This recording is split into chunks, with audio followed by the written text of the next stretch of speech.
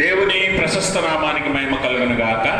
మన ప్రభువు ప్రియ రక్షకుడైన యేసు ప్రభుల వారి మనలను మన కుటుంబాలను సంరక్షించి 2026 సంవత్సరం లెంట్లోని పరిశుద్ధ వారంలో పరిశుద్ధ బుధవారంలోనికి మనందరినీ నడిపించి ఆయనను స్తుతించి కనపరిచి ఆయన శ్రమానుభవాన్ని ధ్యానించే భాగ్యాన్ని మనకి ఇచ్చినందుకే మొదటిగా తండ్రి అయిన దేవుని కృతజ్ఞతాస్తుతులు చెల్లిస్తున్నాను. ఆయన ఆత్మతో సత్యంతో ఆరాధించడానికి కూడి వచ్చిన మీ అందరికీ ప్రభుపెట్టు వందనాలు. అందరికీ వందనాలు. దేవుడు మిమ్మల్ని మీ కుటుంబాలను మెండుగా దీవించి ఆశీర్వదించును గాక. ఈ పరిశుద్ధ బుధవారంలోనికి దేవుడు మనల్ని నడిపించాడు. మరి పరిశుద్ధ బుధవారంలో ఏర్పరచబడిన లేఖన భాగాలను మనం చదువుగా విన్నాం. పత్రిక పాఠ్యభాగంగా అపోస్తలుడైన పౌలు కొరింథీ సంఘానికి రాసిన 2వ పత్రిక 5వ అధ్యాయం 14 నుంచి 19 వరకు లేఖన భాగాన్ని, అలాగే సువార్త పాఠ్యభాగంగా మత్తయి సువార్త 26వ అధ్యాయం 6 నుంచి 16 వరకు లేఖన భాగాన్ని, అలాగే ఉత్తర ప్రచుత్ర భాగంగా దావీదు కీర్తన 23వ సంకీర్తన మనం చదువుకున్నాం. ఈ లేఖన భాగాల నుంచి ఈరోజు మనము ధ్యానించిన అంశము నూతన సృష్టి, న్యూ క్రియేషన్, నూతన సృష్టి. అయితే ఈ పరిశుద్ధ వారంలో మనం గమనిస్తే ఈ పరిశుద్ధ వారంలో యేసు ప్రభు చివరి వారంగా మనము దీన్ని ఎంచుతాం. దీన్నే ప్యాషన్ వీక్ అని కూడా అంటాం. ఈ పరిశుద్ధ వారాన్ని ప్యాషన్ వీక్ అనగా క్రీస్తు శ్రమ వారముగా దీన్ని ఎంచుతాం. ఈ పరిశుద్ధ వారంలో యేసు ప్రభు వారు చాలా ఆత్మీయ పరిచర్యలు, అలాగే ఆత్మీయ బోధలు చేసినట్లుగా, అలాగే ఆయనకు వ్యతిరేకంగా చాలా కార్యాలు జరిగినట్లుగా మనం చూస్తాం. అందులో ప్రత్యేకంగా ఈరోజు పరిశుద్ధ బుధవారము దీన్ని స్పై వెన్స్డే అని కూడా అంటాం. స్పై వెన్స్డే అంటే కుట్రపూరితమైన వారంలో ఈ బుధవారం నాడు జరిగిన ఇస్కరియోతు యోధా చేసిన కుట్రను జ్ఞాపకం చేసుకుంటూ దీన్ని స్పై వెన్స్డే అని కూడా అంటాం. అయితే ఈ పరిశుద్ధ వారం నాడు యేసు ప్రభు వారిని అప్పగించడానికి ఇస్కరియోతు యోధా ఒప్పందం కుదుర్చుకున్నాడు. అయితే ఈ పరిశుద్ధ వారం నాడు మనకు ఏర్పరచబడిన లేఖన భాగాల్లో ఈరోజు మనం ధ్యానించవలసిన అంశము నూతన సృష్టి అనే అంశం కనుక దీనికి తగిన లేఖనాన్ని మనకి ఈరోజు ఇవ్వబడింది కనుక లేఖనం ద్వారా మనం అసలు నూతన సృష్టి అంటే ఏంటి, నూతన సృష్టిగా, నూతన వ్యక్తిగా ఒక మనిషి ఎలా మారడానికి అవకాశం ఉందనేది మనం ఆలోచన చేద్దాం. ఏంటి అంటే నూతన సృష్టి అనేది మనము ఈ అంశాన్ని, మాటను జ్ఞాపకం చేసుకుంటే ఒక కొత్త సృష్టి, ఒక కొత్త మార్పు. అయితే మన చుట్టూ చాలా మార్పులు జరుగుతాయి, దాన్ని బట్టి మనం మారం. అవునా? మన చుట్టూ చాలా మార్పులు జరుగుతాయి, మన దగ్గర చాలా మార్పులు జరిగినంత మాత్రాన మనలో మార్పు వచ్చిందని ఎవరు అనరు. అంటారా? రేపు పండగకి కొత్త బట్టలు వేసుకుంటారు, నువ్వు చాలా మారిపోయావని ఎవడు అనరు. అవునా? అంటారా? నువ్వు కొత్త ఇల్లు కట్టుకున్నావు, కొత్త ఇంట్లోకి వెళ్ళావు, నువ్వు చాలా మారిపోయావని ఎవడు అనరు. ఇల్లు మారేవంటారు తప్ప నువ్వు మారేవని ఎవడు అనరు. అవునా? అంటే బాహ్య సంబంధమైన మార్పు బట్టి నీలో ఏమాత్రం మార్పు రాదు. కానీ మనం మారాలి అని అంటే, మనలో మార్పు రావాలి అని అంటే మనలో ఆత్మ సంబంధమైన అనగా అంతరంగిక సంబంధమైన మార్పు రావాలి. అప్పుడు నువ్వు మారిపోయావంటావు కదా. మునుపు నీ మాటలకి ఇప్పుడు నీ మాటలకి మార్పు వచ్చింది అనుకోండి, నువ్వు మారేవంటావు. మునుపు నీ ప్రవర్తనకి ఇప్పుడు నీ ప్రవర్తనకి మార్పు వచ్చింది అనుకోండి, నువ్వు కొత్తగా మారిపోయావంటావు కదా. అది ఈ నూతన సృష్టి అని బైబిల్ చెప్తూ ఉంది. నువ్వు ఎప్పుడైతే అంతరంగికంగా మార్పు చెందుతావో దాన్ని నూతన సృష్టి అని బైబిల్ అంటుంది. అంటే నీ మాట కానీ, తలంతు కానీ, క్రియ కానీ, ప్రవర్తన కానీ మారితే దాన్ని నూతన సృష్టిగా బైబిల్ చెప్తుంది.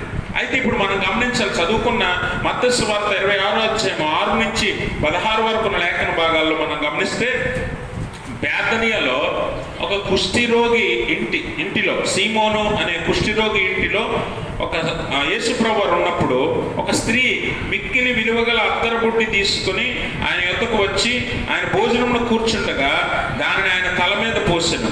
శిష్యులు చూచి కోపపడి, ఈ నష్టం ఎందుకు, దీన్ని గొప్ప వెలకు మీ బేదలకు ఇవ్వచ్చనే అనేది. అంటే ఇక్కడ మనం ఆలోచన చేస్తే ఇక్కడ ఇద్దరు వ్యక్తులను మనం చూస్తూ ఉన్నాం. ఒకటి ఆ స్త్రీ, రెండు ఇస్కరియోతు యోధ, శిష్యులలో ఒకడు అనగా ఇస్కరియోతు యోధ అనే విషయాన్ని మనం గమనించాలి. అయితే ఇక్కడ చెప్పబడిన ఈ లేఖనానికి అలాగే ఇలాంటి సందర్భమే లోక సువార్త 7వ అధ్యాయంలో కూడా మనం చూస్తాం. లోక సువార్త 7వ అధ్యాయము 36వ వచనంలో మనం చూస్తే, పరిసయ్యులలో ఒకడు తనతో కూడా భోజనం చేయవలనని ఆయనను అడిగెను. ఆయన పరిసయ్యుని ఇంటికి వెళ్ళి భోజన పంక్తిని కూర్చుండగా ఆ ఊరిలో ఉన్న పాపాత్మురాలైన ఒక స్త్రీ యేసు పరిసయ్యుని ఇంట భోజనము కూర్చున్నాడని తెలుసుకొని ఒక బుడ్డిలో అత్తరు తీసుకుని వచ్చి వెనక తట్టు ఆయన పాదముల యొద్ద నిలవబడి ఏడ్చుచు కన్నీళ్లతో ఆయన పాదములను తడిపి తన తల వెంట్రుకలతో తుడిచి ఆయన పాదములను ముద్దు పెట్టుకొని ఆ అత్తరు వాటికి పూసెను. ఇక్కడ చెప్పబడిన ఈ స్త్రీ, మత్తయి సువార్తలో చెప్పబడిన ఆ స్త్రీ ఇద్దరు వేరు వేరు, ఇద్దరు ఒకటి కాదు, ఇద్దరు కూడా ఒకటి కాదన్న విషయాన్ని మనం గమనించాలి. ఎందుకనంటే ఇక్కడ పాపాత్మురాలైన స్త్రీ అని చెప్పబడ్డాడు. మత్తయి సువార్తలో చెప్పబడిన స్త్రీ ఒక స్త్రీ అని మత్తయి సువార్తికుడు మాట్లాడుతూ ఉన్నాడు. అయితే ఈ మత్తయి సువార్తలో చెప్పబడిన స్త్రీయే యోహాను సువార్తలో చెప్పబడిన స్త్రీ. అందుకనే యోహాను 12వ అధ్యాయంలో, యోహాను సువార్త 12వ అధ్యాయంలో మనం చూస్తే అక్కడ యోహాను సువార్తికుడు ఎవరు అంటారు? ఆమె మరియ. 12వ అధ్యాయంలో చూడండి, అక్కడ 3వ వచనం. అప్పుడు మరియ మిక్కిలి విలువగల అత్త జగమాంసి అత్తరు తీసుకుని, అత్తరు ఒక సేరున్నర ఎత్తు తీసుకొని యేసు పాదములకు పూసి తన తల వెంట్రుకలతో ఆయన పాదములు తుడిచాడు. ఇల్లు అత్తరు వాసనతో నిండాడు. గమనించారా? ఆయన శిష్యుల్లో ఒకడైన, ఆయన అప్పగింపనై ఉన్న ఇస్కరియోతు యోధ ఈ అత్తరు ఎందుకు 300 దేనారములకు అమ్మి బీదలకు ఇయ్యలేదని అంటే లూకా సువార్తలో చెప్పబడింది వేరు, ఇక్కడ మత్తయి యోహాను సువార్తలో చెప్పబడిన స్త్రీ వేరు. కాబట్టి మరియ అనే స్త్రీ అక్కడ యేసు ప్రభు వారికి మరి ఆ అత్తరును పూసినట్లుగా మనం చూస్తాం. అయితే ఇక్కడ పాపాత్మురాలైన స్త్రీ అత్తరు పోసింది. అయితే ఆమెతో మాట్లాడిన మాటలు వేరు, ఇక్కడ మరియతో మాట్లాడిన మాటలు వేరు. ఎందుకంటే అక్కడ యోహాను సువార్త 12వ అధ్యాయం మనం జాగ్రత్తగా గమనిస్తే లాజరు కూడా అక్కడే ఉన్నాడు, విందులో ఉన్నాడు. లాజరు కూడా ఆ విందులో కూర్చున్నవాడే. ఆ విందులో ఉన్నప్పుడు మార్త ఉపచారం చేస్తుంది, మరియ అత్తరు బుడ్డి తీసుకొని యేసు ప్రభువారి పాదాల మీద పోసింది. అంటే ఆ కుటుంబము కూడా అక్కడికి వచ్చింది విందుకి. అయితే యేసు ప్రభువారి భూస్థాపనార్థం ఆమె ఇది చేసింది. అక్కడ లూకా సువార్తలో ఆ స్త్రీతో ఏమంటాడు యేసు ప్రభువారు? ఆమె విస్తారంగా ప్రేమించింది కనుక ఆమె విస్తారమైన పాపములు క్షమించబడి ఉన్నవని ఆమెతో అంటాడు. కానీ ఇక్కడ మరియతో ఏమంటున్నాడు? మీరు ఆమెను ఎందుకు తొందర పెట్టుచున్నారు? ఆమె నా భూస్థాపన నిమిత్తము దాన్ని చేసింది కనుక ఆమె చేసిన ఈ కార్యము సువార్త ఎక్కడ ప్రకటించబడుతుందో అక్కడ ఈ కార్యము కూడా ప్రకటించబడి ఆమె జ్ఞాపకార్థముగా ప్రచురపరచబడుతుంది అని యేసు ప్రభువారు తెలియజేశాడు. అయితే ఈ సంఘటనలో మనం గమనించినట్లయితే ఇక్కడ కుష్ఠిరోగి అయిన సీమోను అని మాట్లాడుతున్నాడు. అంటే మునుపు ఆ వ్యక్తికి కుష్ఠిరోగం ఉన్నట్లుగా యేసు ప్రభువారు దాన్ని స్వస్థపరిచినట్లుగా మనం గమనించాలి. ఎందుకంటే రోగం నుంచి స్వస్థత పడ్డాడు కాబట్టి యేసు ప్రభువారు విందుకి ఆహ్వానించాడు. అయితే ఆ ఇంట యేసు ప్రభువారు ఉన్నప్పుడు మరియా ఇస్కరియోతు యోధ ఈ ఇద్దరు వ్యక్తులే ఈరోజు మనకి ఒక కొత్త పాఠాన్ని నేర్పుతారు. మరియా అలాగే ఇస్కరియోతు యోధ. అయితే మీరు ఇక్కడ గమనించవలసిన విషయం ఏంటంటే మరియకి ఇస్కరియోతు యోధకి ఏమాత్రం పోలిక లేదు. ఇద్దరు కూడా యేసు ప్రభువారితో ఉన్నవారే. ఈ మరియా యేసు ప్రభువారి పాదాల దగ్గర కూర్చోవడం మరియకు బాగా అలవాటు. ఏంటి అలవాటు అంటే ఆమె యేసు ప్రభువారు ఎప్పుడు బేతనీయ వచ్చినా లాజరు ఇంటిలో ఉంటాడు. ఆయన లాజరు ఇంటిలో విశ్రాంతిలో ఉన్నప్పుడు లేదా ఆ ఇంటిలో కూర్చున్నప్పుడు మార్త ఆ ఇంటి పనుల మీద పరిచారం చేయడానికి మార్త ఉన్నప్పుడు మరియా యేసు ప్రభువారి పాదాల దగ్గర కూర్చొని నేర్చుకొని చుండెను అనే మాట మనం చూస్తాం.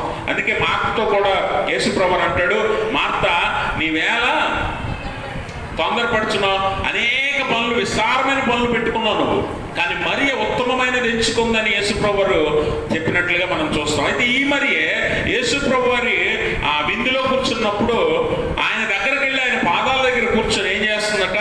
ఆయన పాదాల మీద ఆ సేరున్నర ఎత్తున్న విలువైన ఆ అత్తరును ఆయన పాదాల మీద పోసి ఆయన ఆమె తల వెంట్రుకలతో ఆయన పాదాలను తుడుస్తున్నట్లుగా మనం చూస్తాం. అయితే ఇక్కడ మనం గమనించవలసిన విషయం ఏంటంటే నూతన సృష్టిగా మారటానికి మరి ఏం చేసింది, మారకపోవటానికి ఇస్కరియోతు యోధ ఏం చేశాడు? ఈ రెండింటిని మనం ఆలోచన చేస్తే మరియా వాస్తవంగా నూతన సృష్టిగా మారాలి అనుకుంది కనుక ఆమె ఆయన పాదాల దగ్గర కూర్చొని నేర్చుకున్నదంతా జాగ్రత్తగా తన హృదయంలో భద్రపరుచుకుంది కనుక యేసు ప్రభువారు మానవాళి పాపాల కొరకు మరణిస్తాడన్న సత్యాన్ని గ్రహించి ఆమెకు యేసు ప్రభువారి సమాధి కార్యక్రమానికి చేయవలసిన కార్యాలను ముందుగానే చేయటానికి ఆమె నిర్ణయించుకుంది. అందుకనే ఆమె ఏం చేసిందంటే ఆ సేరున్నర ఎత్తున్న అత్తరు బుడ్డిని పట్టుకొచ్చి యేసు ప్రభు వారికి ఆ అత్తరును పూసినట్లుగా మనం చూస్తాం. అయితే మనం గమనించాలి, యోధా స్త్రీలకి అత్తర్లు బాగా ఇష్టం. యోధా స్త్రీలు అత్తర్ల మీద బాగా ఇష్టాన్ని పెంచుకుంటారు. అలాగే వస్త్రాలు, బంగారం ఇలాంటివి స్త్రీలకు సాధారణంగా ఇష్టం ఉంటే కనుక యోధా స్త్రీలు ఎక్కువగా అత్తర్లను ఇష్టపడతారు. అయితే అటువంటి అత్తరు బుడ్డిని చాలా విలువైనది, నేను మొన్న కూడా చెప్పాను మీకు కదా, ఆ విలువ ఇంచుమించు చాలా విలువైనది అని. ఇప్పుడున్న లెక్క అయితే 92,000 పైనే ఉంటుంది. అలాంటి విలువైనది మరి ఆమె ప్రేమిస్తున్న దానిని పగలగొట్టి ఆయన పాదాల దగ్గర వేసిందనంటే, ఆయన పాదాల మీద వేసిందనంటే ఇక్కడ మరియలో మార్పును గమనిస్తున్నాం. మరియ ప్రవర్తనలో కానివ్వండి, క్రియలో కానివ్వండి, మరి ఆలోచనలు కానివ్వండి, మనము మార్పును గమనిస్తున్నాం. మరి ఆలోచన ఏంటి? ఎంత విలువైనదైనా యేసు ప్రభువు దగ్గర ఏమాత్రము పనికిరాదు అన్న విషయాన్ని ఆమె ఆలోచిస్తుంటే, ఇస్కరియోతు యోధ ఏం ఆలోచిస్తున్నాడు? దీన్ని ఎంత విలువైన దాన్ని వృధాగా వ్యర్థముగా ఎందుకు పాడు చేసాం అన్న విషయాన్ని అక్కడ శిష్యులు అంటారు. చూడండి అక్కడ పైన మనము 26వ అధ్యాయం మత్తయి సువార్త, శిష్యులు చూచి కోప్పడి నష్టం ఎందుకు, దాన్ని ఒక నష్టంగా భావిస్తున్నారు. అర్థమైంది మీకు? వారి ఆలోచన మారలేదు, వాళ్ళ ఆలోచన మారలేదు. ఈ నష్టం ఎందుకు? దీన్ని గొప్ప విలువకు వెలకు అమ్మి పేదలకు ఇవ్వచ్చునే అనేది. అంటే మనం ఆలోచన చేయాలి. మన ఆలోచనలు మారకపోతే మన మనసు మారదు. మన మనసు మారకపోతే మనము నూతనంగా మారము అన్న సత్యాన్ని ఇక్కడ జ్ఞాపకం చేసుకోవాలి. మరి ఆలోచనలు ఏంటంటే, అంతకుముందు దాకా అత్తర్ని ఇష్టపడే ఉండొచ్చు మరియా కదా, అంత అత్తర్ని దాచుకుందంటే ఎంతో ఇష్టపడి దాచుకుంది, అంతేనా? ఎవడు దేన్నైనా విలువైనది ఇంట్లో దాచుకున్నాడంటే అది ఎంతో ఇష్టంగా ఉంచుకుంటాడు కదా. అలాంటిది అంత విలువైన అత్తర్ని ఇంట్లో పెట్టుకుందంటే మరి చాలా విలువైనది అయి ఉంటుంది. ఆ విలువైనది చాలా ఇష్టమై ఉంటుంది మరికి. కానీ ఇప్పుడైతే ఆమె అది వద్దనుకుంటుంది. ఎందుకనంటే యేసుప్రభువు వారి ముందు దాని విలువ ఎందుకు పనికిరాదు అనుకుందామే. ఆమె ఆలోచన విధానం మారిపోయింది, ఆమె ఆలోచన పద్ధతి మారిపోయింది. అందుకే యేసుప్రభువు వారి పాదాల దగ్గర కూర్చొని ఆయన పాదాల మీద అత్తర్ను కుమ్మరించింది. ఇక్కడ పగిలిన బుడ్డి పగిలిన హృదయానికి సాదృశ్యంగా ఉంది, పగిలిన హృదయానికి. ఎందుకనంటే ఆయన పాదాల దగ్గర కూర్చొని విన్న వాక్యము, విన్న మాటలు ఆమె హృదయంలో పనిచేసాయి. అందుకనే హృదయాన్ని అవి శుద్ధి చేశాయి, హృదయాన్ని పాత హృదయాన్ని పూర్తిగా పగలగొట్టి నూతన హృదయాన్నిగా మార్చాయి. అందుకని ఆ నూతన హృదయంతో ఆమె ఆలోచిస్తుంది ఏమనంటే, ఎంత విలువైనది యేసుప్రభువు వారి ముందు ఎందుకు పనికిరానిది అని. అందుకే అప్పటిదాకా విలువైనదిగా ఇచ్చిన అత్తర్ను ఆమె పగలగొట్టి ఆయన పాదాల మీద వేసింది. కనుక ఆమెలో ఈ మార్పుకి మూల కారణం ఏంటి అని అంటే పశ్చాత్తాపం, మారు మనస్సు. పశ్చాత్తాపం, మారు మనస్సు. ఎందుకనంటే యేసుప్రభువు వారు అనేక సార్లు ముందే శిష్యులతో చాలాసార్లు ఆయన ముందే తెలియజేశాడు ఏమంటే, నేను మీ అందరి కోసం, మానవాళి కోసం మరణం అవ్వాలి, నా మరణం ద్వారా పాపం అంతా కూడా తీసివేయబడుతుంది, మానవులకు రక్షణ కలుగుతుందని ఎన్నోసార్లు శిష్యులకు ముందే ఆయన బోధించాడు.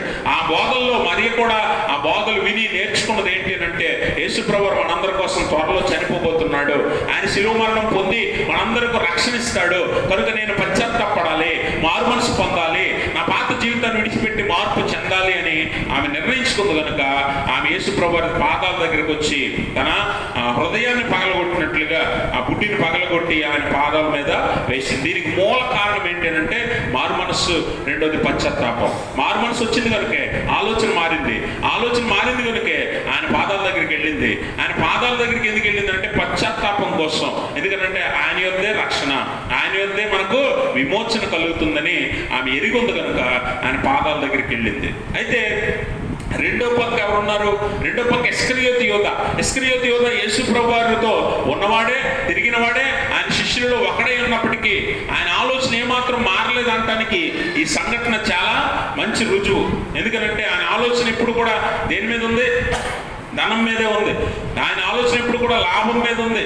ఆయన ఆలోచన ఎప్పుడు కూడా తనకు కలిగే స్వార్థం, తనకు కలిగే మేలు మీద ఉంది. అందుకని మీరు ఎప్పుడైనా గమనిస్తే 4 సువార్తల్లో మీరు యేసుప్రభువు వారి శిష్యులను పిలుచుకున్నప్పుడు ఆయన పిలిచిన శిష్యులందరినీ పేర్లు అక్కడ ఉంటాయి, కానీ ఇస్కరియోతు యోధ అని పిలిచినట్లుగా ఏ సువార్త చెప్పదు. చెప్పిందా? ఏ సువార్తలో కూడా ఇస్కరియోతు యోధాన్ని రమ్మని కానీ నన్ను వెంబడించని కానీ పిలిచినట్లుగా ఎక్కడ కనిపించదు. కానీ తనకు తానే, అంటే తన స్వార్థం కోసం, లాభం కోసం యేసుప్రభువు వెంటుంటే ఏం లాభం కలుగుతుంది, ఏం మేలు కలుగుతుంది, మనకి ఏం ఉపయోగం అని ఆలోచించి ఆ శిష్యుల్లో ఒకటిగా చేరాడు తప్ప యేసుప్రభువు ఎప్పుడు కూడా ఇస్కరియోతు యోధాన్ని నన్ను వెంబడించని, లేకపోతే నీ పనులు విడిచి నాతో రా అని ఎప్పుడు పిలవాల. ఇతను ఎందుకు వచ్చాడు అని అంటే తనకు లాభం కోసం, యేసుప్రభువుని ఉపయోగించుకుని ఏ మేలు పొందుదాం, ఏ లాభం పొందుదాం అని మొదటి నుంచి ఆలోచన ఉంది. అందుకే యోహాను సువార్తలో చాలా స్పష్టంగా మాట్లాడతాడు. యోహాను సువార్త 12వ అధ్యాయంలో, యోహాను సువార్త 12వ అధ్యాయంలో అంటాడు కదా, ఆ కింద 6వ వచనం చదువుదాం. వాడు ఎలాగూ చెప్పినది పేదల మీద శ్రద్ధ కలిగి కాదు, కానీ వాడు దొంగ అయి ఉండి తన దగ్గర డబ్బు సంచి ఉండినందున అందులో వేయబడినది దొంగలించుచూ వచ్చిన కనుక అలాగూ చెప్పాను. అంటే తన బుద్ధి ఏంటో స్పష్టంగా సువార్తికుడు మాట్లాడుతున్నాడు. యోహాను సువార్తికుడు తన బుద్ధి ఏంటి? దొంగ. తన బుద్ధి ఏంటి? ఎక్కడైనా ఎవరి దగ్గరైనా లాభం కలిగితే వారి పక్కన చేరతాడు. అందుకే యేసుప్రభువుని చూసి, యేసుప్రభువుని జనాలు వెంబడించడం చూసి, వారికి యేసుప్రభువుకి అలాగే శిష్యులకు డబ్బులు ఇవ్వడం చూసి, ఆహా ఇక్కడ లాభం కలిగేలా ఉందని చెప్పి ఆ 12 మందిలో ఒకడుగా చేరాడు. కాబట్టి అతని బుద్ధి ఎప్పుడు కూడా డబ్బు మీదే ఉంది. అందుకే ఇతను మారు మనసు పొందకపోవటానికి, నూతన సృష్టిగా మారకపోవటానికి గల కారణం ఏంటి తెలుసా? అతనిలో ఉన్న లోభము, దురాశ. లోభము, దురాశ. అందుకనే మీరు తన పాత ఆలోచనలు, యేసుప్రభువుతో ఉన్నప్పటికీ తన పాత ఆలోచనలు మారలా. అందుకే ఎలా ఆలోచిస్తున్నాడు? ఈ అత్తర్ని, ఈ నష్టం ఎందుకు అసలు, ఈ నష్టం ఎందుకు, దీన్ని 300 దేనాలు అంటే దాన్ని లెక్క కూడా కట్టేసాడు. మీరు గమనించారా? అంటే అది అమ్మితే ఎంత లాభమో. కొంతమంది ఆలోచిస్తారు కదా, లాభం కోసం ఆలోచిస్తారు. వారు ఎంత తెలివిగా ఉంటారంటే అది అమ్మితే ఎంత వస్తుంది, కొంటే ఎంత కొనాలి, ఎంత లాభం, ఎంత మిగులుతుంది, ఇలాంటి లెక్కలన్నీ ముందే వేసేస్తుంటారు కొంతమంది కదా. అలాంటి లెక్క ముందే వేసాడు. చూడండి, ఎవరు అది ఎంత విలువ ఉంటుందని ఎవరికి తెలియదు. కానీ ఇస్కరియోతు యోధ బుడ్డిని చూసి, చేరున్నర ఎత్తులు చూసి, ఆ లోపల ఉన్న విలువైన అత్తరును చూసి ఏమన్నాడు? 300 దేనారాలకి ఎందుకు అమ్మేయలేదు అంటే దాని లెక్క ఎంతో, 300 దేనారాలు ఎంత ఖచ్చితంగా వస్తుందని చెప్పాడు. చూడండి, అంటే అంచనా, డబ్బు మీద ఎంత ప్రేమ ఉందో, దురాశ, లోభం. అందుకనే తన ఆలోచనలు ఎప్పుడు కూడా మారలా. దేవుని వాక్యంలో యేసుప్రభువు అంటాడు కదా, కొత్త తిత్తులలో పాత ఆలోచనలు, అంటే పాత ద్రాక్షరసం, లేకపోతే పాత తిత్తుల్లో కొత్త ద్రాక్షరసం ఉంటే ఏమవుతుందట? తిత్తులు పగిలిపోతాయి. కాబట్టి 2 కొత్తవై ఉండాలి కదా, 2 కొత్తవై ఉండాలంటే ఆంతరంగికంగా నూతనంగా ఉండాలి, బాహ్యంగా కూడా నూతనంగా ఉండాలంటే మనం నూతన సృష్టి అవ్వాలంటే లోపలే కాదు బయటే కాదు, బయటే కాదు లోపలే కాదు, 2 వైపులా కూడా నూతనంగా మారాలి. అంటే ఆలోచన, తలాంతులు మారాలి, క్రియలు, ప్రవర్తన 2 మారాలి. ఇస్కరియోతు యోధ ఆలోచనలు మారలా, ప్రవర్తన మారలా. అందుకని అక్కడ ఆమెను గద్దిస్తూ అంటున్నాడు, ఆమె కోప్పడి ఏమంటున్నాడు? ఈ నష్టం ఎందుకు, దీన్ని 300 దేనారాలకు అమ్మి పేదలకు ఇవ్వచ్చు కదా అని పేదల మీద ప్రేమ ఉన్నవాడిగా నటిస్తున్నాడు. అంటే వేషధారణ జీవితం, బయట కూడా ప్రవర్తన బాగలేదు, లోన ఆలోచనలు బాగలేదు. అందుకే నూతన సృష్టిగా ఇస్కరియోతు యోధ మారలేకపోయాడు. కానీ ఈ స్త్రీ మరియా ఎందుకు నూతన సృష్టిగా మారిందంటే తన పాత జీవితాన్ని, పాత ఆలోచనలు, పాత తలాంతుల్ని, పాత ప్రవర్తన అన్నింటినీ విడిచిపెట్టి యేసుప్రభువు వారి పాదాల దగ్గర కూర్చొని నేర్చుకుంది. దాన్ని బట్టి ఆమె మనసు మార్చుకుంది. ఆయన పాదాలకు నమస్కరించి, ఆయన పాదాల మీద ఆయన అత్తరు పూసి, తల వెంట్రుకలతో తుడుస్తూ సంపూర్ణంగా సమర్పించుకుంది దేవునికి, అప్పగించుకుంది తనను తానని ఈ లేఖనం ద్వారా మనం అర్థం చేసుకోవాలి. కాబట్టి గమనించండి ప్రభునందు ప్రియమైన స్నేహితులారా, మనం నూతన సృష్టిగా మారాలి అంటే మనం ఏం చేయాలట? దేవుని పాదముల దగ్గర కూర్చోవాలి, ఆయన సన్నిధానంలో ఉండాలి, మనల్ని మనం తగ్గించుకుని దేవునికి సంపూర్ణంగా అప్పగించుకోవాలి. అందుకనే 2 కొరింథీ పత్రికలో మనం చూస్తే, చదువుకున్న పత్రిక పాఠ్యభాగంలో 2 కొరింథీ పత్రిక 5వ అధ్యాయం 14 నుంచి 19 వరకు ఉన్న లేఖన భాగాల్లో మనం చూస్తే ఇక్కడ అపోస్తలుడైన పౌలు అంటాడు, నూతన సృష్టి గురించి మాట్లాడుతూ అంటాడు. మొట్టమొదటి 14వ వచనం అంటాడు, క్రీస్తు ప్రేమ మమ్మలను బలవంతం చేస్తున్నది. ఎలాగనగా అందరి కొరకు ఒకడు మృతి పొందిన కనుక అందరూ మృతి పొందిరనియు, జీవించు వారికి మీద తమ కొరకు కాక తమ నిమిత్తము మృతి పొంది తిరిగి లేచిన వారి కొరకే జీవించుటకు ఆయన అందరి కొరకు మృతి పొందినని నిశ్చయించుకొనుచున్నాము. అపోస్తలుడైన పౌలు చెప్తున్నాడు. వాస్తవానికి అపోస్తలుడైన పౌలు ఎక్కడి నుంచి ఎక్కడికి వచ్చాడు? ఎక్కడి నుంచి ఎక్కడికి వచ్చాడు, ఎలాంటి జీవితం జీవించాడు, 10 మంది సేవకులు వెనకాతల ఒక సైన్యము, లేకపోతే ఆయన కింద అనేక మంది సేవకులు ఉండేవారు. అతనికి మంచి ఉన్నతమైన ఉద్యోగం ఉండేది, ఉన్నతమైన స్థితి, ధనికుడు, చదువురి, అన్ని స్థితిలో వదిలేసి యేసు ప్రభు వారి సువార్త అంటూ ఊర్ల మీద తిరుగుతున్నాడు. అర్థమైందా? అపోస్తలుడైన పౌలు, ఇప్పుడు నీకు మంచి గవర్నమెంట్ ఉద్యోగం వచ్చిందండి, నువ్వు కష్టపడిన చదువుకి నువ్వు ప్రయాసపడిన దానికి ఒక మంచి గవర్నమెంట్ ఉద్యోగం వచ్చింది. అలాంటి గవర్నమెంట్ ఉద్యోగాన్ని యేసు ప్రభువు కోసం వదిలేసుకుంటావా అని అంటే నువ్వు చాలా ఆలోచిస్తావు కదా.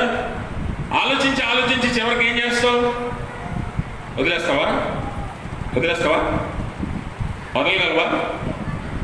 అందుకని పౌలు అలా వదిలేసుకున్నాడు కాబట్టి పౌల్ని ఏమన్నారంటే వెర్రివాడు అన్నారు. పౌల్ని వెర్రివాళ్ళే చూశారు.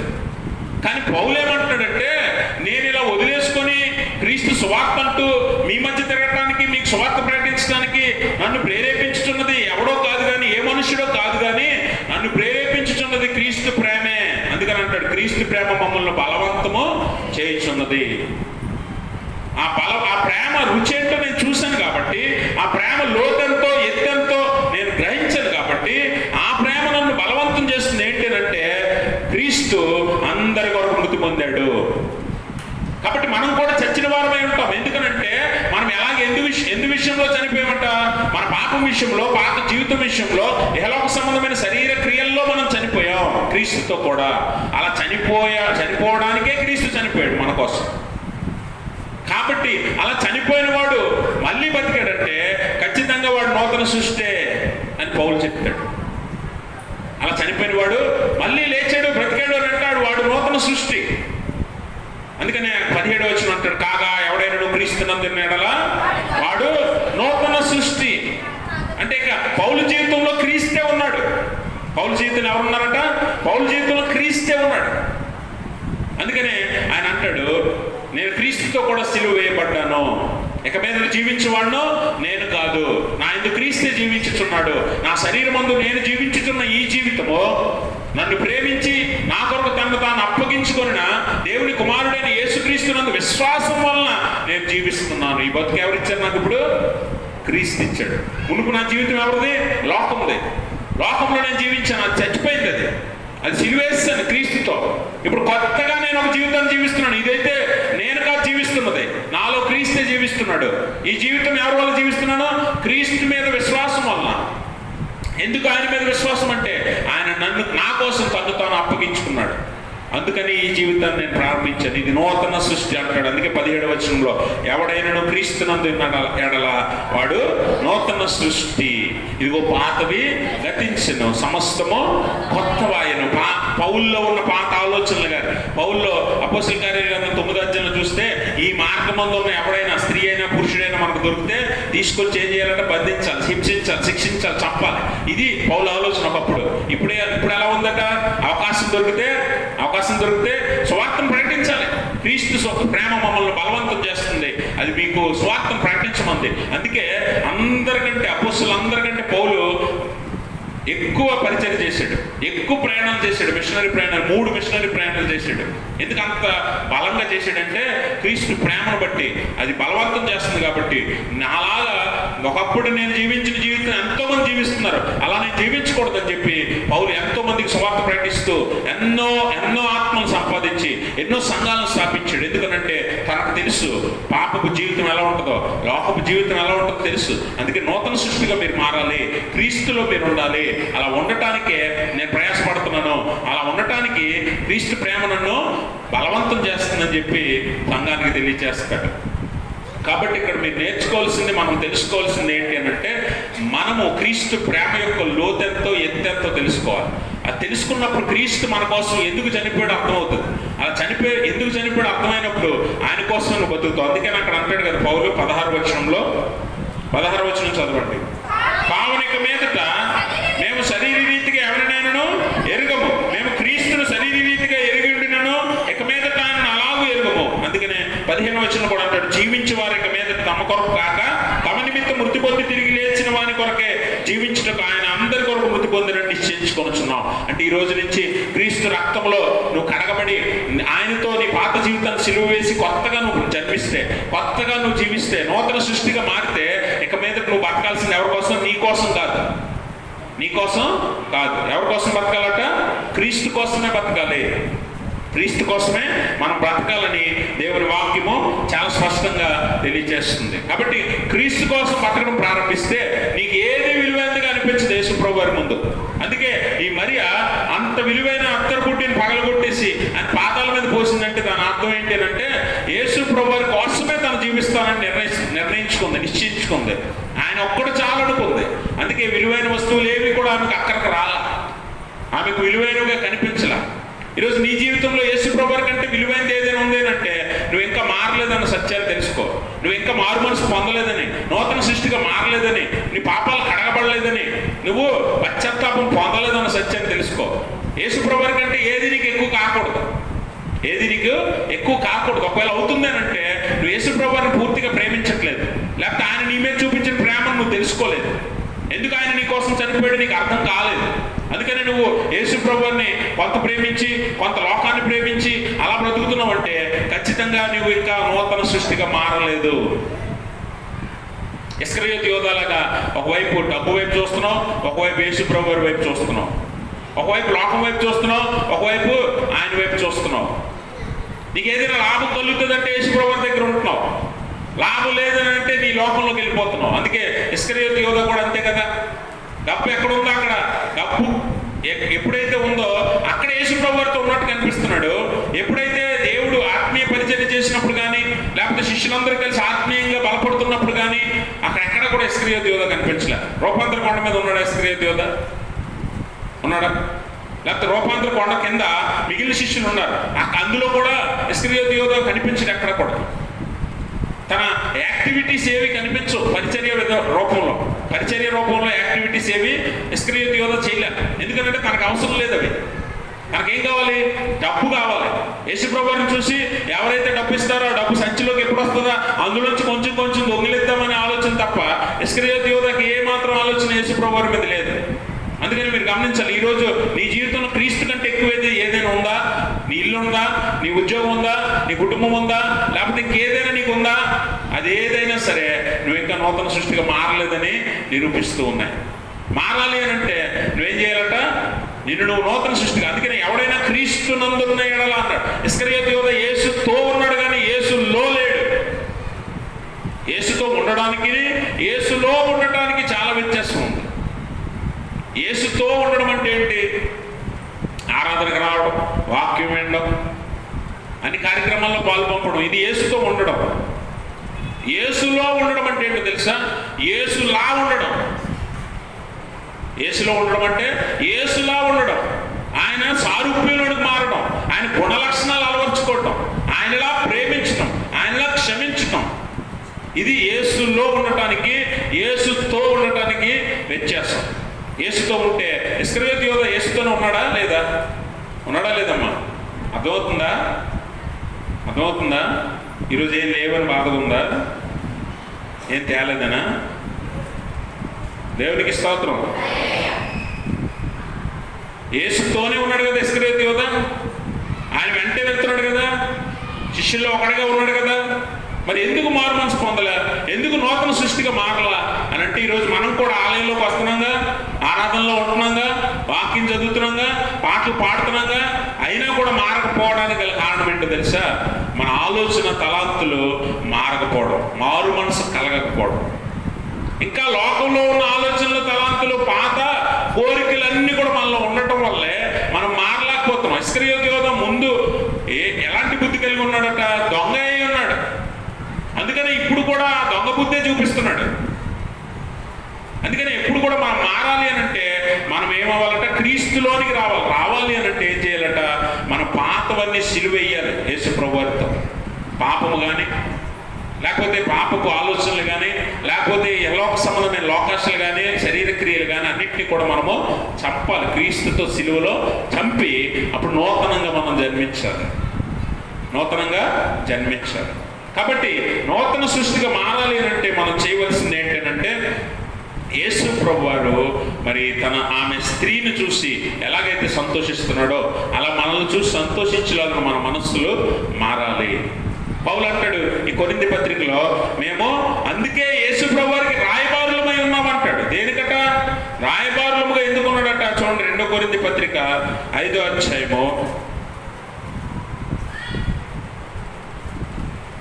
2 కొరింథీ 5:19-20 వచనాలు. అదేమనగా దేవుడు వారి అపరాధములను వారి మీద మోపక క్రీస్తునందు లోకమును తనతో సమాధాన పరుచుకొనుచు ఆ సమాధాన వాక్యమును మాకు అప్పగించెను. కావున దేవుడు మా ద్వారా వేడుకొనినట్టు మేము క్రీస్తుకు రాయబారులమై దేవునితో సమాధాన పడుడని క్రీస్తు పక్షంగా మిమ్మల్ని బతిమాలు కొనుచున్నాం. పౌలుకి అప్పగించబడిన సువార్త సమాధాన సువార్త. ఈరోజు యేసు ప్రభువారు మనందరినీ ఆయన దగ్గరికి రమ్మని ఆహ్వానిస్తుంది. దేనికంటే మనల్ని పరిశుద్ధులుగా చేయటానికి, నీతిమంతులుగా తీర్చడానికి కాదు, కానీ మనందరి మీద ఒక బాధ్యత ఉంచాడు. ఏంటది? క్రీస్తుకు రాయబారులమై ఉండటం. రాయబారం అంటే ఏంటండి? అంబాసిడర్ అంటే ఒక వ్యక్తిని లేదా ఒక ప్రొడక్ట్ని ప్రచారం చేయడం కదా. ఈరోజు టీవీల్లో అందరం మనం చూస్తుంటాం యాడ్స్. ఒక వస్తువును కొనమని ఒక మంచి ప్రసిద్ధిగాంచిన వ్యక్తి చెప్తాడు, ఇది కొనండి, ఇది కొంటే మీరు ఆరోగ్యంగా ఉంటారు, ఇది తాగండి, ఇది తాగితే మీకు బలం వస్తుంది అని చెప్తుంటారు కదా టీవీల్లో. వారిని అంబాసిడర్స్ అంటాం. అంటే ఆ వస్తువుకి వారు రాయబారులు. ఆ వస్తువు మనం కొనేలా చేయడానికి వారు రాయబారులు. అయితే ఇప్పుడు పౌలు ఎవరికి రాయబారట? క్రీస్తుకు రాయబారి. అంటే క్రీస్తుని అనేకులకు పరిచయం చేయడానికి ఆయన రాయబారిగా ఉన్నాడు. ఈరోజు నీ మీద కూడా ఇదే బాధ్యత మోపబడింది. ఈ సమాధాన సువార్త నీకు అప్పగించబడింది. నీ జీవితం ద్వారా నువ్వు అనేక మంది క్రీస్తుని పరిచయం చేయాలి, అనేక మంది క్రీస్తును ప్రచురం చేయాలి, అనేక మందికి నువ్వు క్రీస్తును చూపించాలి, క్రీస్తుకు మార్గాన్ని చూపించాలి. అది నీ బాధ్యత విశ్వాసిగా. అయితే మనం ఇంకా నూతన సృష్టిగా మారకపోతే క్రీస్తుని మనం చేరలేము, అనేకులకు మనం చూపించలేము. మన సత్యాన్ని ఈ లేఖనం ద్వారా మనం తెలుసుకోవాలి. కాబట్టి గమనించండి ప్రభునందు ప్రియమైన స్నేహితులారా, నూతన సృష్టిగా మారిన పౌలు జీవితాన్ని చూడండి, నూతన సృష్టిగా మారిన మరియ జీవితాన్ని చూడండి. మరి మారలేని స్థితిలో తన జీవితాన్ని పాడు చేసుకున్న ఇస్కరియోతు యోధాను చూడండి. లోకాశల్లోనూ లోక జీవితాల్లోనూ ఇంకా మనకి లోకం మీద ఆశ, లోకం మీద కోరిక, ఇంకా ఏదో ఉంది లోకంలో అనుకుంటాం కదా, ఇంకా ఏదో బతికేయాలి అనుకుంటాం. ఎంత బతికినా ప్రయాస ఆయాసం తప్ప ఏమీ ఉండదన్న సత్యాన్ని తెలిసి కూడా మనం ఏం చేస్తున్నాం? అలాగే బతకడానికి ఇష్టపడుతున్నాం. దేవుని వైపు తిరగట్లా, దేవుని కోసం విలువైనవి ఈ లోక సంబంధమైనవి వదులుకోవడానికి ఏమాత్రం ఇష్టపడట్లా కదా. నేను ఒకప్పుడు వస్తువుల్ని బాగా ప్రేమించేవాడిని,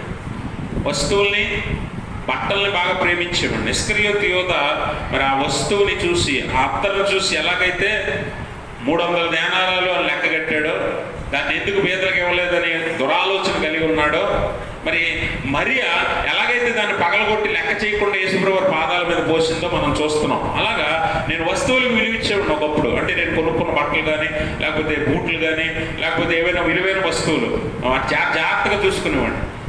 నేను ఎంత జాగ్రత్తగా చూసుకుంటానో అంత తొందరగా పాడైపోతుంటాను తెలుసా. ఒకసారి నేను చాలా విలువ పెట్టాను, డబ్బులు ఎంత అని చెప్పను కానీ చాలా విలువ పెట్టి ఒక బూట్లు కొనుక్కుంటే అవి చాలా జాగ్రత్తగా చూసుకునేవాడు. అంత జాగ్రత్తగా చూసుకుంటుంటే ఒకసారి నేను ఆ బూట్లు వేసుకొని మామూలుగా బయటికి వెళ్ళి వచ్చిన తర్వాత బయట ఇప్పి లోపలికి వెళ్ళాను. మా అమ్మమ్మ నేను బయటకు వచ్చేసరికి అక్కడ షూ లేదు. లేకపోతే ఏమైందని అడిగితే మా అమ్మమ్మ అన్నది, ఇప్పుడే వాటిని ఉతికాను అన్నది. ఎందుకు ఉతికామనంటే చాలా రోజుల నుంచి చూస్తున్నాను. అంటే మా అమ్మమ్మ చాలా ఏజ్డ్, 90+. అంత వయసులో సరిగ్గా కళ్ళు కనిపించవు కదా, దూరం నుంచి చూస్తుంది అనమాట రోజు. నేను ఎప్పుడో లోపలికి వెళ్ళడం, మళ్ళీ వేసుకెళ్ళడం అన్నీ చూసి నేను చాలా రోజు, దాని రంగు ఏంటంటే బ్రౌన్ అనమాట, ఈ కలర్ ఉంటుంది. రోజు చూస్తున్నాను రా, మట్టి అంటుకున్నట్టు ఉంది, నాకు రోజు మట్టిలా కనిపిస్తున్నాయి అవి, అందుకని ఉతికితే పోతుంది కదని చెప్పి 2 తీసుకెళ్ళి నీటిలో ముంచాను. అవి మంచి లెదర్ బూట్లు అనమాట. నీటిలో మంచిగా మొత్తం పాడైపోయి. అంటే ఎందుకు చెప్తానంటే వస్తువులకు విలువిచ్చినంత మనము దేవుడికి ఇవ్వలేకపోతున్నాం చాలాసార్లు. డబ్బుకు విలువిచ్చినంత దేవుడికి ఇవ్వలేకపోతున్నాం. అందుకే తర్వాత నుంచి వస్తువులను ప్రేమించడం మానేశాను. ఎందుకనంటే ఎప్పుడైతే నేను దేవుడిలో పూర్తిగా వచ్చానో వస్తువులు మానేశాను. అందుకే నేను ఎప్పుడు ఎంత విలువ పెట్టుకున్న వస్తువైనా బట్టలైనా నార్మల్గానే చూస్తాను. అవి ఉండవు, ఎక్కువ కాలం మనతో ఉండవు. అందుకని నేను వస్తువులైనా వాహనాలైనా సాధారణంగా వాడేస్తాను అన్నిటిలాగే. అది మనతో ఉంటుందని నమ్మకం ఉండదు నాకు. ఉన్నంతకాలం ఉంటుంది, దేవుడు ఇచ్చాడంతే. మన అవసరాన్ని వాడుకుంటే పక్కన పడేయడం.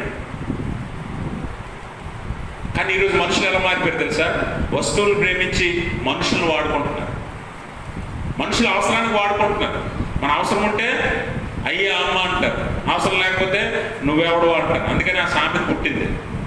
ఏరు దాటే వరకు వాడమల్లన్న ఏరు దాటాక. ఎందుకు పుట్టిందంటే మనుషులు వాడుకోవడం మొదలు పెట్టాడు మనిషి. ఈరోజు మనం కూడా చాలాసార్లు చాలామంది విషయాలు ఇలాగే చేసి ఉంటాం. నువ్వు ఎప్పుడైతే మనుషుల్ని వాడుకుంటూ వస్తువుల్ని ప్రేమించి ధనాన్ని ప్రేమిస్తున్నావో నువ్వు ఇంకా మారలేదన్న సత్యాన్ని తెలుసుకో. నువ్వు నూతన సృష్టిగా మారలేదు, ఇంకా క్రీస్తులో నువ్వు ఎదగట్లేదు, ఇంకా క్రీస్తులోని పూర్తిగా రాలేదు. నువ్వు క్రీస్తుతో ఉంటున్నావు అంతే. అంటే ఆలయానికి వస్తున్నావు, ఆరాధన చేస్తున్నావు, పాటలు పాడుతున్నావు, అవకాశం ఇస్తే వాక్యం కూడా చెప్పేస్తున్నావు కదా. కానీ నువ్వు ఇంకా నూతన సృష్టిగా మారలేదన్న సత్యాన్ని తెలుసుకో. అలా మారాలి అంటే మొట్టమొదటిగా నువ్వు చేయవలసింది ఏంటి తెలుసా? నేను పాపిని అన్న సత్యాన్ని నువ్వు తెలుసుకోవాలి. చాలామంది నాలో ఏముందిలే పాపం, నేను చాలామంది కంటే బెటర్, నేను నాలాగా పాట పాడగలరా, నాలా వాక్యం చెప్పగలరా, నాలాగా ఆరాధన చేయగలరా, లేకపోతే నాలాగా ఎలా చేయగలరా అలా చేయగలరా, నేనున్నాను కాబట్టి ఇన్ని పనులు జరుగుతున్నాయని చాలామంది అనుకోవచ్చు. కానీ వాస్తవానికి నువ్వు పాపివి అని నువ్వు తెలుసుకోకపోతే ఎన్నటికీ నువ్వు నూతన సృష్టిగా మారవు. మరి తాను తెలుసుకుంది, నేను పాపిని, నాకు పశ్చాత్తాపం అవసరం, నా పాపాలు కడగబడడం అవసరం అని యేసు పాదాల దగ్గరికి వచ్చింది. మనందరూ పాపులు మన రోమపత్రికలో అపోస్తలుడైన పౌలు అంటాడు 3:23. కాబట్టి మనం పాపిని అని నువ్వు ఎప్పుడైతే నువ్వు అర్థం చేసుకుంటావో అప్పుడు నీలో కొత్త మార్పు ప్రారంభమవుతుంది. నేను నాలో పాపం ఉందని తెలిసినప్పుడు నువ్వు ఎప్పుడైతే తెలుసుకుంటావో నీలో కొత్తగా మార్పు ప్రారంభమవుతుంది. రెండవది ఏంటో తెలుసా? పాపిని తెలుసుకున్న తర్వాత నువ్వేం చేయాలంటే నీ మనసు మార్చుకోవాలి, మారు మనసు పొందాలి. మారు మనసు అంటే ఏంటి? మారు మనసు అంటే దీన్ని గ్రీకులో మెటానోయియా అంటాం. మెటానోయియా అంటే టర్న్ అవే లేదా టర్న్ బ్యాక్.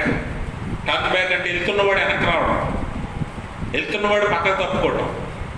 ఎందుకంటే నువ్వు వెళ్తున్న మార్గము పాపపు మార్గము, ఇది మంచిది కాదు అని నీకు ఎప్పుడైతే తెలుస్తుందో అప్పుడు నువ్వు పక్కకు తొలగిపోతావు లేదా వెనక్కి వచ్చేస్తావు కదా. అలా రాకపోతే మారు మనసు పొందలేనట్టే. ఎంతకాలం లోకాన్ని ప్రేమించావు, వస్తువుల్ని ప్రేమించావు, ధనాన్ని ప్రేమించావు, నీ లోకంలో ఉన్న నీ స్థితిగతులను ప్రేమించావు.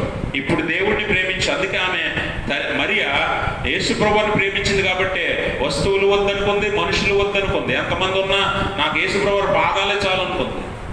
అలా నువ్వు ఎప్పుడైతే దేవుని తట్టు తిరుగుతావో అది నిజమైన మారు మనసు. అందుకే అపోస్తలుల కార్యాల గ్రంథం 3:19 ఒక మాట చదువుతాం.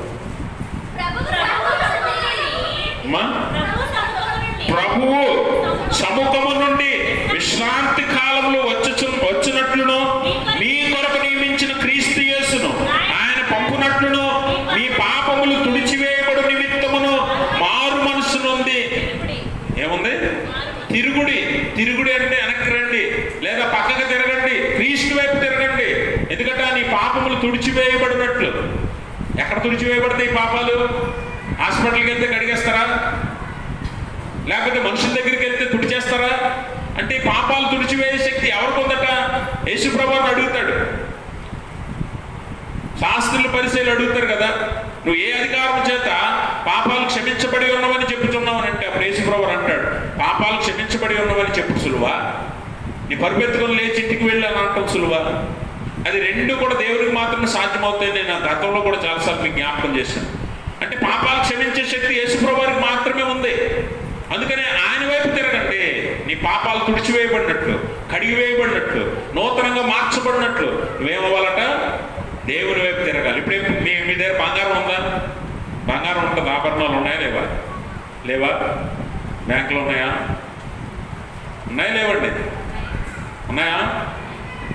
బంగారము పాతదైపోతుంది అనుకోండి, ఏం చేస్తారు? రేపు పండగలకి ఏం చేస్తారు? మెరిసిపోవాలి బంగారం అంటే ఏం చేయదు, మెరుగు పెట్టాలి. అవునా? మెరుగు పెట్టాలి. ఇప్పుడు క్రీస్తులో ఉన్నవాడు మెరుగు పెట్టబడినవాడు కాదట, మార్చబడిన వాడట. మెరుగు పెడితే పైకి రంగు మారుతుంది, పైకి మెరుస్తుంది, లోపల పోద్దా? పాతది పాతదే కదా. అవునా? పాత బంగారం పాత బంగారమే, పైకి మనం మెరుగు పెట్టిస్తాం మెరవడానికి అంతే. కానీ క్రీస్తులో ఉన్నవాడు అలా కాదట, మెరుగు పెట్టబడినవాడు కాదట, పూర్తిగా మార్చబడినవాడట. అంటే లోపల నుంచి బయట నుంచి పూర్తిగా శుద్ధి చెందినవాడు. లోపల నుంచి శుద్ధి చెందాలంటే యేసు ప్రభువు వారు మాత్రమే చేయగలుగుతారు. బయట శుద్ధి మనం ఎప్పుడు చేసుకుంటాం? ఏంటది? రోజు స్నానం చేస్తాం. కానీ లోపల నుంచి శుద్ధి అవ్వాలంటే ఆత్మకార్యం, పరిశుద్ధాత్మ కార్యం మనలో జరగాలి. పరిశుద్ధాత్మ మనల్ని శుద్ధి చేస్తాడు. అందుకే ఆత్మశుద్ధి గలవారు ధన్యులు, వారు దేవుణ్ణి చూస్తారని దేవుని వాక్యం చెప్తుంది. ఆత్మశుద్ధి కావాలి, లోపల అంతరంగిక శుద్ధి కావాలి. కాబట్టి మనం అలాగ మార్చబడాలంటే మారు మనస్సు అనగా తలంపు, ఆలోచన, అలాగే బయట క్రియలు, ప్రవర్తన రెండు మారిపోవాలి. పౌలు ఒకప్పుడు బయట ప్రవర్తన ఏంటి? ఇలా మనం కనిపించామనుకోండి, అప్పుడున్న పౌలు ఇప్పుడు ఉండుంటే సౌలు, అప్పుడున్న సౌలు ఇప్పుడు ఉండుంటే మన అందరిని ఈడ్చుకెళ్ళిపోతాడు బయటికి. అది బయట ప్రవర్తన. కానీ ఇప్పుడు ఎలా ఉంది? క్రీస్తునందు ఉన్నాక మనందరితో ప్రేమతో ఉండగలుగుతాడు, మనందరికీ సువార్త చెప్పగలుగుతాడు, అనేక మందిని క్రీస్తు వైపు నడిపించగలుగుతాడు. ఇది పౌలు ప్రవర్తన, పౌలు క్రియలవి. ఆలోచనలు, తలాంతలు ఎలా ఉన్నాయి? నేను క్రీస్తు కొరకు సువార్త ప్రకటించిన ఎడల నాకు శ్రమ అంటాడు. బతికితే క్రీస్తే చావు అయితే లాభం అనుకుంటాడు. తన ఆలోచనలు అలా ఉన్నాయి. క్రియలేమో 3 మిషనరీ ప్రయాణాలు చేశాడు, ఎన్నో ఆత్మలు సంపాదించాడు, ఎన్నో సంఘాలు స్థాపించాడు. ఇది లోపల నుంచి బయట నుంచి కూడా మార్పు అంటే నూతన పరచబడ్డ వంటిది, నూతన సృష్టి అంటిది, నూతన వ్యక్తిగా మారాడు. అందుకనే మనం ఏం చేయాలట? మనము యేసు ప్రభు వారి దగ్గర మనం పాపినని తెలుసుకోవాలి, మనం ఒప్పుకొని మారు మనసు పొందాలి. మూడోది, యేసు ప్రభు వారిని రక్షకుడని దేవుడని అంగీకరించాలి. యేసు ప్రభు వారు అందరిలో ఒకడు కాదు, అందరికీ ఒకడు. అది గుర్తుపెట్టుకోవాలి. అందరిలో ఒకడు కాదు యేసు ప్రభు వారు, అందరికీ ఒకడే. అందుకే నేనే మార్గము, నేనే సత్యము, నేనే జీవము అన్నాడు. ఆయన ఒక్కడే అన్ని. ఆయనతో పాటు ఎవరు లేరు, ఇంకా ఆయన ఒక్కడే. కాబట్టి అది నువ్వు అంగీకరించాలి. దేవుడే రక్షకుడు, యేసు ప్రభువే రక్షకుడు, యేసు ప్రభువే ప్రభు. అందుకే రోమపత్రిక 10:9 అంటాడు, ఆయన ప్రభు అని నోటితో ఒప్పుకోవాలి. ఆయన చనిపోయి 3వ దినంలో లేచి ఉన్నాడని హృదయంలో విశ్వసించాలంటాడు. అంటే నువ్వు నమ్మాలి, పూర్తిగా నమ్మాలి. మారు మనసు పొందడం అంటే పూర్తిగా నమ్మటం. అందుకే ఆమె ఏం చేసిందట? ఆయన భూస్థాపన నిమిత్తము అత్తరు ఆయన పాదముల మీద వేసింది. అందుకే యేసుప్రభువు అంటాడు, నా భూస్థాపన నిమిత్తం ఆమె ఈ కార్యాన్ని చేసింది అని అంటాడు.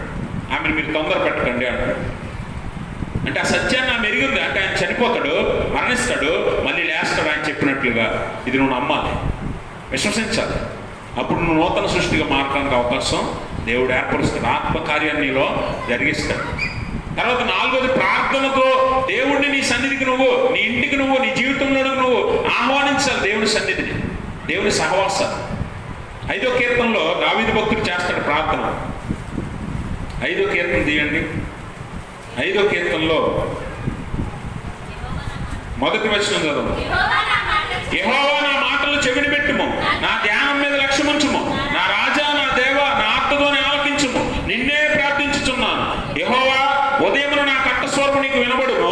ఉదయమున నా ప్రార్థన నీ సన్నిధిని సిద్ధము చేసి కాచియుందును. ప్రార్థన ఇది లేకపోతే నూతనంగా మనం మారం. దావీదు ఉదయాన్నే ఆయన కంఠస్వరం దేవునికి వినిపించేవాడట. తన ప్రార్థనతో ఆయన సన్నిధిని సిద్ధం చేసి వేచి ఉంటాడట. దేవుని సన్నిధిలో గడపాలనే ఆలోచన, ఆశ దావీదుకి ఉంది. ఎందుకంటే నూతనంగా దేవుళ్ళు మార్చబడ్డాడు కాబట్టి. కాబట్టి గమనించాలి, ప్రార్థనతో దేవుని సహవాసాన్ని మనం ఆహ్వానించాలి. ఇన్వొకేషన్ అంటాం, మన లోదన ఆర్డర్ ఆఫ్ వర్షిప్లో చేస్తాం, ఆయన ఆహ్వానిస్తాం మనం. అందుకే మనం ఇందాక ఆరాధన కూడా అదే చేసాం కదా. ఇన్వొకేషన్ అంటే దేవుణ్ణి పిలవటం, మన దగ్గరికి రమ్మని. అలాగే నువ్వు ప్రార్థన జీవితాన్ని గడుపుతున్నప్పుడు నూతన సృష్టిగా దినదినము మారిపోతూ ఉంటాం, కొత్తగా మారుతూ ఉంటాం. చివరిగా అన్నిటికంటే ముఖ్యంగా నీ నూతన సృష్టిని నువ్వు పొందాలి అని అంటే, నూతన వ్యక్తిగా నూతన జన్మ ఎత్తాలి అని అంటే బాప్తిజం అనేది నువ్వు పొందాలి.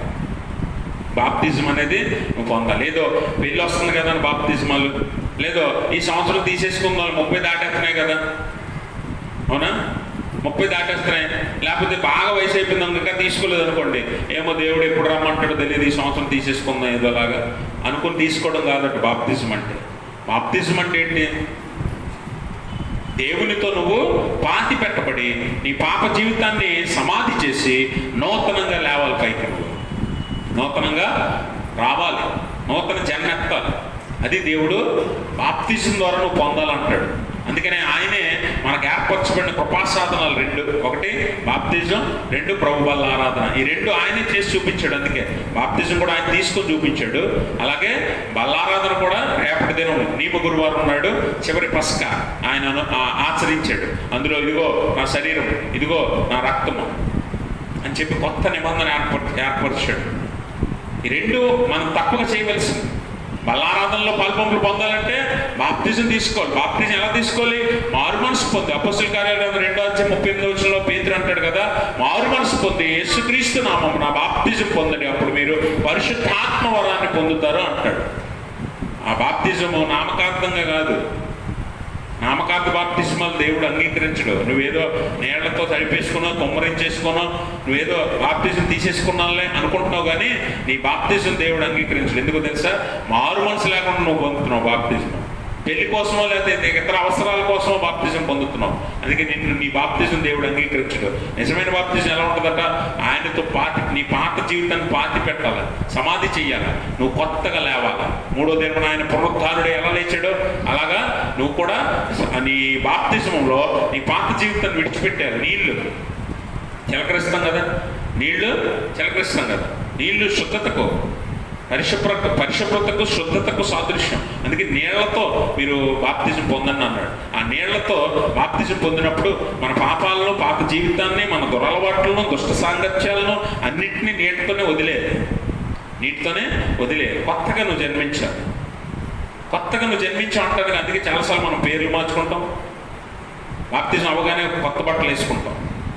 ఎందుకంటే కొత్తగా నేను పుట్టాను, కొత్తగా నేను ప్రారంభిస్తున్నాను జీవితాన్ని అని. కానీ అది నామకార్థం ఉండిపోతుంది, కానీ నిజంగా లోపల నుంచి నువ్వు కొత్తగా పుట్టేవానంటే అది జరగట్లేదు చాలామంది జీవితాల్లో. అలా జరిగినప్పుడే నువ్వు నూతన సృష్టి అవుతావు. అలా జరిగినప్పుడే దేవుని వైపు నువ్వు తిరుగుతావు, దేవునితో నడుస్తావు, దేవుని కోసం రాయబారిగా ఉంటావు, దేవుని కోసం ఏది లెక్క చేయవు, దేన్నైనా విలువైనదిగా ఎంచవు దేవుని కంటే. మరి ఇలాగా ఆ బుద్ధి, ఆ ఆలోచన అవన్నీ కూడా మనలో మారితే ఖచ్చితంగా దేవుని తట్టు మనం తిరిగితే దేవుడు మనకు ఎలా ఉంటాడట? 23వ కీర్తనలో ఉత్తర పరిచిత్ర భాగాలు చదువుకున్నాం కదా, యెహోవా నా కాపరి, నాకు లేమి కలగదు. అంటే మన కాపరిగా ఆయన ఉంటాడు. అందుకని మనం ఆయన మేపు గొర్రెలు అంటాడు 100వ కీర్తనలో. మనకు ఆయన దేవుడై ఉన్నాడు, మనం ఆయన మేపు గొర్రెలము అని అంటాడు. అంటే మనం ఆయన కిందకు వస్తాం, ఆయనలోకి వస్తాం, ఆయన లోనికి వస్తాం. ఆయన లోనికి వచ్చినప్పుడు మనము ఆయన సొత్తుగా ఉంటాం. మనకు ఆయన కాపరిగా ఉంటాడు. మనల్ని ఎక్కడ నడిపించాలో అక్కడ నడిపిస్తాడు, ఎక్కడ ఉంచాలో అక్కడ ఉంచుతాడు, ఎక్కడ విశ్రాంతి ఇవ్వాలో అక్కడ విశ్రాంతిస్తాడు, ఎటువైపు నడిపించాలో మార్గదర్శకుడిగా ఆయన ఉంటాడు. పరలోకానికి మార్గం ఆయనే అన్నాడు కదా, ఆ మార్గదర్శిగా ఆయనే ఉన్నాడు. అందుకే మనకంటే ముందుగా ఆయన మరణించాడు, తిరిగి లేచి మనందరినీ రమ్మంటున్నాడు అటువైపు. 40 దినాల్లో పరిశుద్ధ బుధవారం నాడు దేవుడు నీకు నేర్పుతున్న పాఠం ఏంటో తెలుసా? ఎప్పటికైనా ఈ పాత జీవితం అంతా ఇక్కడ కడిగేసుకొని, వదిలేసుకొని కొత్తగా జన్మించడానికి, కొత్తగా ఒక జీవితాన్ని ప్రారంభించడానికి తీర్మానం చేసుకో. ఈ 40 దినాలు అయిపోతున్నాయి, చివరికి వచ్చేసి అంత్య దినాల్లో ఉన్నాం. ఇంక మళ్ళీ రెండో లెటర్ ఉంటుందో లేదో తెలియదు. మళ్ళీ ముందు ముందు దేవుడు ఎలాంటి కార్యాలు మన జీవితాల్లో జరిగిస్తాడో తెలియదు. అవకాశాలు ఉండొచ్చు, ఉండకపోవచ్చు. ఉంటే మేలే. ఒకవేళ ఇదే చివరి అవకాశం అయితే ఇప్పుడైనా మారు మనసు పొందాలి. ఎక్కడి నుంచైనా దేవునికి అడుగులు వేయాలి. నూతన సృష్టిగా మారి దేవునికి మహిమను తేవాలి. అటువంటి స్థితి దేవుడు తన పరిశుద్ధాత్మ ద్వారా మనందరికీ దయచేయను గాక. ఆమేన్. సమస్త జ్ఞానం ఇచ్చిన దేవుని సమాధానం యేసుక్రీస్తు వల్ల మీ హృదయంలో మీ తలంపులకు కావలి ఉండును.